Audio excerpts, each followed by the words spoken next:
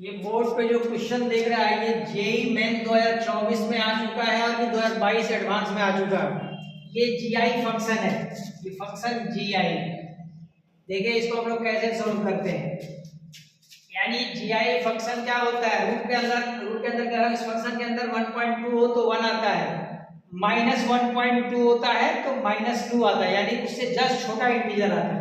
ये आप लोग अच्छे से जानते हैं। तो अब देखिए जीरो डालने पे ये रूट के अंदर क्या आएगा, जीरो आएगा, यानी इसकी वैल्यू जीरो आएगी। x बराबर जीरो पे ये जीरो आएगा। x 9 डालने पे 0 से 9 तक जा रहा है, ये वैल्यू आएगा 10 × 9, 9 + 1 यानी 9, यानी रूट निकलेगा तो ये 3 हो जाएगा। 0 और 3 के बीच दो इंटीजर है। अगर मैं ये 1 और 2 जो दो इंटीजर है, ये कौन से पॉइंट पे आ रहा है, अगर ये पता चल जाए तो हम लिमिट को आसानी से ब्रेक कर सकते हैं। तो आप कहेंगे कैसे पता करें, तो इसके लिए हम एक काम करते हैं, 1 मान लेते हैं, 1 इंटीजर इसकी वैल्यू मान लेते हैं। 10x/x + 1 यानी 1 स्क्वायरिंग, 10x/x + 1 यानी 1, 10x x + 1 यानी x = 1/9। उसी तरह से 2 डाल देते हैं, 10x/x + 1 यानी 2 स्क्वायरिंग करने पे 4, ये 10x, ये 4x + 4, ये इधर आएगा 6x, x बराबर 4/6 यानी 2/3। तो क्लियर हो गया 2/3। ये 2/3 पॉइंट पे ये वैल्यू 2 आएगा, 1/9 पे ये वैल्यू 1 आएगा। तो अगर मैं इनको ब्रेक कर दूं, 9 बाहर रहने दूं, ये 0 से लेकर 1/कितना था, 1/3, 1/9, तो 1/9, तो ये वैल्यू यानी 1 आया था, यानी 0 से बड़ा 1 से छोटा यानी 0 हो जाएगा। जब ये 1/9 पे ये 1 और 2/3 पे 2, तो 1 से बड़ा 2 से छोटा यानी इंटीजर में क्या हो जाएगा 1। तो यहाँ पे अगला हो जाएगा 2/3 से लेकर ये 9 तक। देखिए अब आसानी से सोल्व हो जाएगा, ये हो जाएगा 2, क्योंकि 2 से बड़ा 3 से छोटा।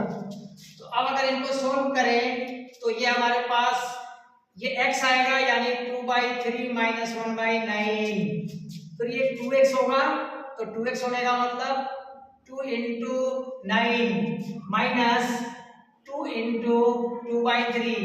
अब एक काम करते हैं, मल्टीप्लाई कर देते हैं, 2/3 × 9 3 यानी 6, 9 यानी -1, ये 18 9 का 162, एलसीएम लेने से बेहतर ये 4/3 3 3 9 यानी ये हो जाएगा 4 3 12, ये हो जाएगा 50, 56 - 1 155।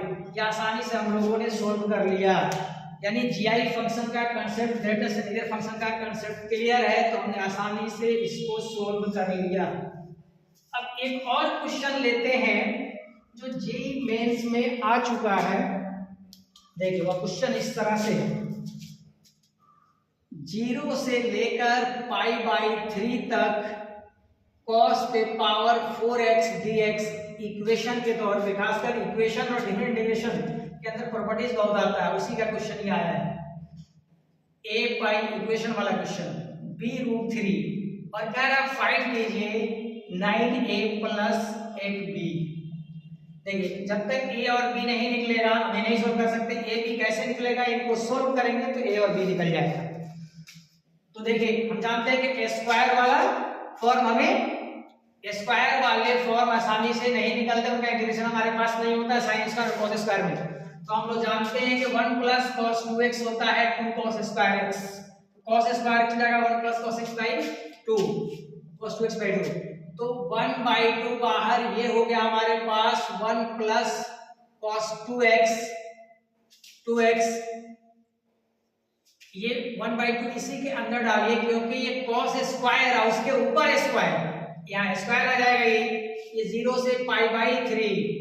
अब अगर इनको स्क्वायरिंग करें तो ये 1/4 बाहर हो जाएगा और ये स्क्वायरिंग होगा, तो 1 + cos square 2x + 2 cos 2x, ये 1/4 सबके लिए था। ये हो गया हमारे पास 0 से लेके π/3 तक 1/4, फिर ये हो जाएगा हमारे पास ये 1 और cos स्क्वायर 2x मतलब 1 + cos 4x/2 + 2 cos 2x। तो एक काम करते हैं हम लोग, पहले एलसीएम लेके इनको इधर कर देते हैं, तो ये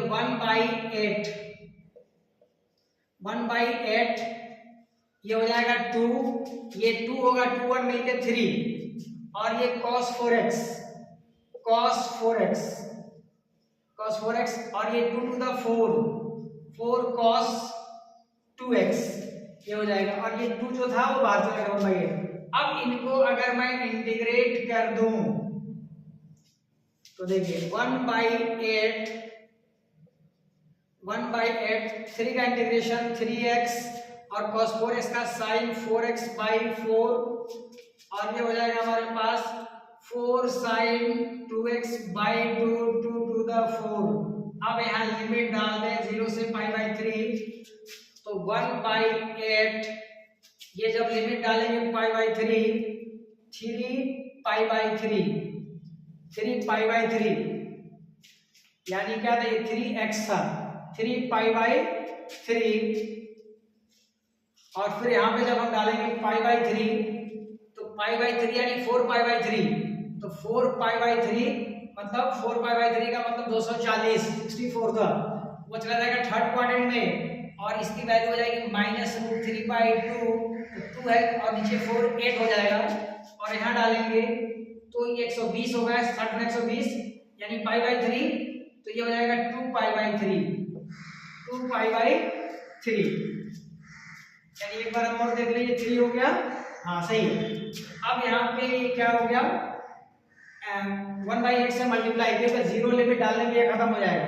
अब इनको अगर मैं मल्टीप्लाई करता हूँ तो देखिए क्या आएगा, 3 3 कैंसिल, ये π/8,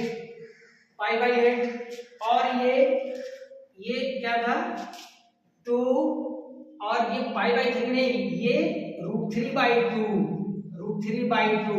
क्योंकि ये 120 डिग्री, तो 2 2 कैंसिल।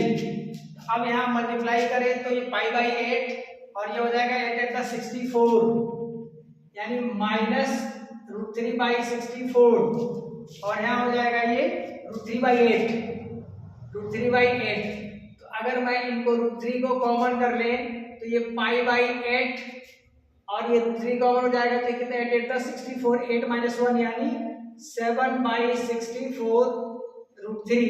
तो अब इनसे अगर मैं कंपेयर कर लूं π/8, π/8 यानी a हो गया 1/8, और यहाँ था b √3, तो b हो गया 7/64। तो अब अगर हमें निकालना है 9a + 8b, तो 9a की वैल्यू 1/8, 8 और b की वैल्यू 7/64, 8 8 × 64, 9/8 + 7/8, 9 7 16/8, 8 2 × 16, ये हमारा फाइनल आंसर हो जाएगा। ये दोनों जेई, इससे पहले वाला जेई मेंस और एडवांस दोनों में आया था, और ये जेई मेंस के अंदर ये क्वेश्चन आया हुआ था 2024 में। Thank you.